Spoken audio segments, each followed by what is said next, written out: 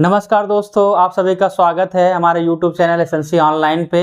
आप सभी जो एक्सरसाइज 8.2 का अभी फार्मूला बैच करवाया गया था, उसमें आपको एक टेबल कराई गई थी, जिस टेबल में आपको थीटा की डिग्री को फाइंड करना, थीटा के मतलब वैल्यू को फाइंड करना था। आज उसी बेस पे हम क्वेश्चन कराएंगे। जिन लोगों ने उस टेबल को नहीं पढ़ा है, वीडियो में जाकर के देख सकते हैं। आज हम ये क्वेश्चन करेंगे उसी का एक्सरसाइज 8.2 का सीबीएसई बोर्ड क्लास 10th में। साइन 60 डिग्री है into cos 30 degree plus sign 30 degree into cos 60 degree.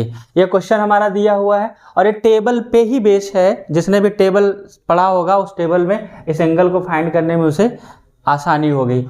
देखते हैं क्वेश्चन कैसे सॉल्व किया जाता है। तो क्वेश्चन नंबर हमारे क्या देखेंगे,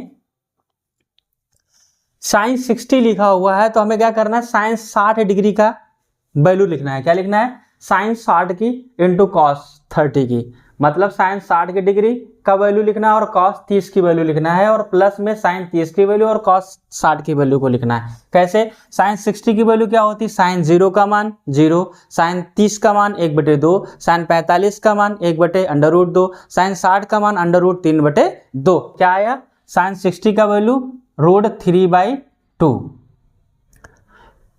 इंटू cos 30 की वैल्यू को लिखना है। cos 30 जो 60 की होती है, साइन 60 की, वही cos 30 की वैल्यू हो जाएगी।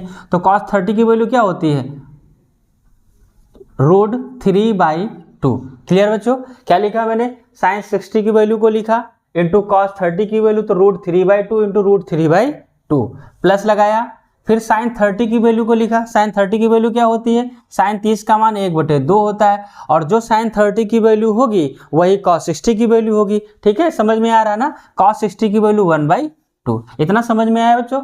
अब क्या करना है, हमारे पास √3 और √3 की मल्टीप्लाई करना है। देखो, जब कभी भी रूट की मल्टीप्लाई की जाती है, क्या रूट की मल्टीप्लाई की होती है, तो रूट का मतलब ही होता है, दिखाते हैं, रूट का मतलब ही होता है 1/2। तो जब मल्टीप्लाई रूट और रूट की मल्टीप्लाई होती है तो कैसे होती है, रूट की वैल्यू मल्टीप्लाई होती है तो 1/2 और इंटू 1/2 होता है। तो ऐसे तो 1/4 होगा, लेकिन गुणा में जब किसी पर नंबर पर डिजिट पर मतलब रूट लगा होता तो वो ऐड होगा।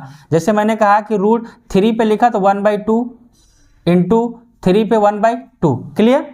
अब ये देखो 1/2 इंटू 1/2 दोनों पावर्स हैं, तो पावर्स मल्टीप्लाई में क्या होती हैं, ऐड होती हैं। तो 1/2 प्लस 1/2 करेंगे तो क्या होगा, 1 और 1 यानी 2, जब डिनोमिनेटर सेम है तो वैल्यू हमारे पास बनेगी 2/2। तो देखो वैल्यू क्या आई, 1, यानी रूट और रूट की मल्टीप्लाई करने पे क्या आता है, सेम वैल्यू आती है। ठीक है, तो हम यहाँ करेंगे √3 और √3 की मल्टीप्लाई 3, और नीचे मल्टीप्लाई क्या होगा, 2 इंटू 2 4 मिलेगा, प्लस लगाएंगे।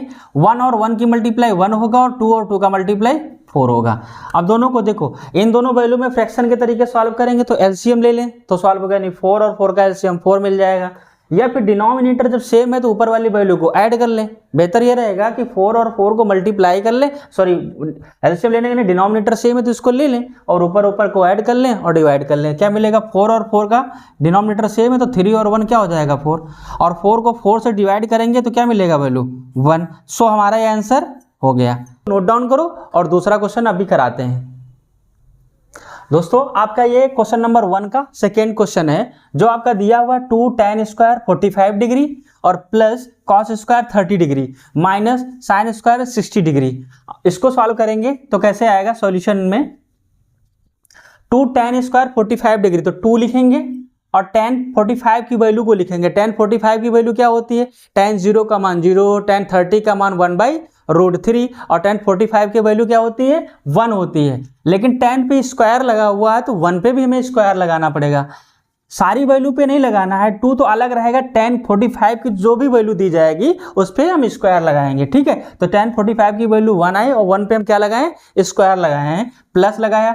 cos 30 की वैल्यू क्या होती है, साइन 30 की 1/2, तो जितनी साइन 60 की होगी वही cos 30 की होगी। तो cos 30 की वैल्यू क्या होगी, √3/2, बट इस पे लगा है स्क्वायर तो सो लगाएंगे स्क्वायर। इतना समझ में आया, माइनस लगाएंगे।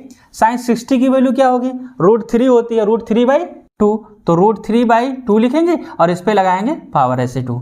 इतना समझ में आया। क्या लिखा, 2 लिखा, tan 45 की वैल्यू को लिखा तो 1 की पावर 2 लगा दिया, और cos 30 की वैल्यू लिखा तो उस पर पावर लगा दिया 2, माइनस लिखा, sin 60 की वैल्यू लिखा 3/2 पावर लगा दिया 2। आया समझ में। अब क्या करेंगे, 1 2 लिखेंगे इंटू 1 पावर लगा हो, कोई भी पावर 1 की वैल्यू पावर जितना भी लगा उसकी वैल्यू 1 हो जाती है, प्लस √3 की पावर 2 लगा हुआ है और बाय 2 लिखा है। अगर इनकी स्क्वायर खोलेंगे तो √3 का और स्क्वायर खोलेंगे तो ऐसा 3 पे लिखेंगे और ऐसा रूट लगा होगा, तो इसका मतलब और इसी पे पावर लगा हुआ है ऐसे। तो हम इसको सॉल्व करने के लिए क्या लिखेंगे, 3 की पावर 1/2 लिखेंगे, इंटू 2 लिख देंगे और 2 सिंप्लीफाई होगा, वैल्यू क्या आ जाएगी, ये हमारी 3 आ जाएगी। सो हम यहाँ क्या लिखेंगे, 3 लिखेंगे और बाई ये आपका 2 के पावर लगा तो 2 2 4 हो जाएगा, माइनस आपका, और इस पर भी वही होगा 3/4। क्लियर हुआ। अब देखिए 2 और 1 जा 2 प्लस ये 3 पॉजिटिव का है और ये माइनस का है, तो क्या होंगे, दोनों कैंसिल आउट हो जाएंगे, तो हमारी वैल्यू क्या आ जाएगी आंसर में 2। ठीक है,